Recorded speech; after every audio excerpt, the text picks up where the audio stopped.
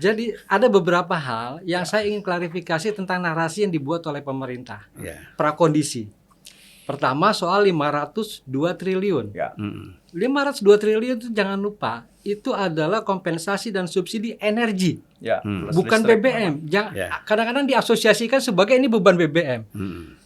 Di APBN 2022 yang namanya subsidi BBM hanya 14,6 triliun. 14 khusus BBM. Satu itu. Lalu kenapa BBM juga tiba-tiba Pak yang menjadi 200, ketika dia menjadi 200 digabung dengan listrik dan LPG. Nah, itu satu hal. Kemudian ada tambahan 300.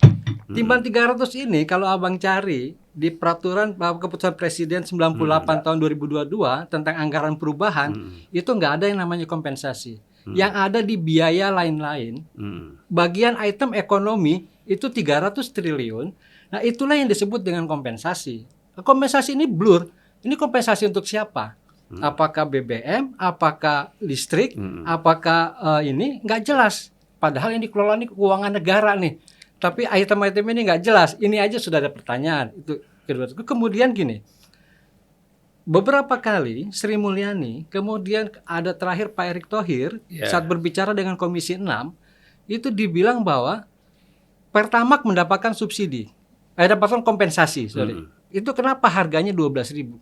Pertanyaannya, siapa yang melegalkan Pertamax dapat kompensasi? Karena mandatnya sesuai dengan peraturan Menteri Energi, keputusan Menteri Energi tahun 2022 ketika dia menganulir premium ke Pertamax. RON 88 dihapus kemudian menjadi RON 90 dan 92. Tidak ada 92 masuk di dalam masih 90. 90 di keputusan itu. Nah, pertanyaannya landasan hukum yang menjadi 92 RON 92 itu apa? Menurut saya ini seharusnya Komisi 7 mempertanyakan. Apa landasan hukum Anda memberikan kompensasi untuk RON 92? Nah, itu padahal dia kan harganya tergantung pasar kan? Seharusnya. Mestinya. Ya. Tapi kenapa dikasih kompensasi? Nah, ini jangan-jangan ada akal-akalan. Jadi maksud saya harus Siapa nih akal-akalan siapa nih? Mesti jelas nih. Akal-akalan pemerintah lah. Pemerintah itu kan banyak siapa? Kalau di sini akunnya ya akun antara akun Menteri Keuangan yang kemudian dia harus membayar kompensasi ke Pertamina. Ini jangan-jangan dalam rangka penyelamatan Pertamina. Ya berarti SDM dong. SDM juga. Ya. Yang takut-takut kan tadi seperti Luhut disebut aja namanya. Nah, ini satu hal ini tidak pernah dibuat seharusnya sebagai pengawas sebagai legislatif mempertanyakan ini landasan hukumnya apa nih? Kan sampai sekarang tidak terjawab. Itu satu hal. Nah, yang kemudian yang juga saya ingin sampaikan, kenapa tadi sudah disampaikan dengan lugas oleh Mas Sugeng itu bahwa ini kan pangkal soalnya adalah lifting. Nah, bukan hanya lifting menurut saya. Lifting yang terus turun sampai sekarang tinggal 600-an ribu barrel per hari. Itu juga kemampuan kilang kita.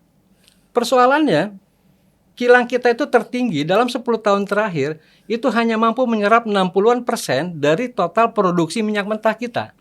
Terakhir tinggal 50%.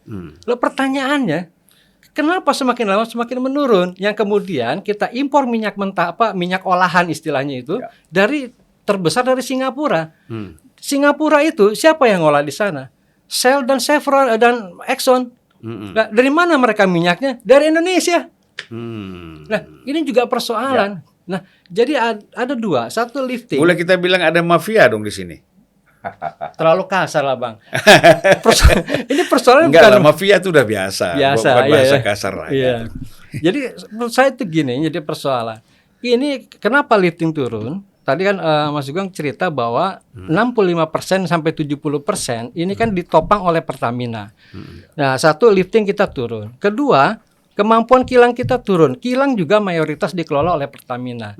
Jadi pertanyaannya, kemana BP Migas yang menjadi pengawas itu, pengawas untuk lifting minyak, kemana Kementerian SDM yang menjadi pengawas teknis Pertamina, kemana Kementerian BUMN yang mengawasi kinerja Pertamina?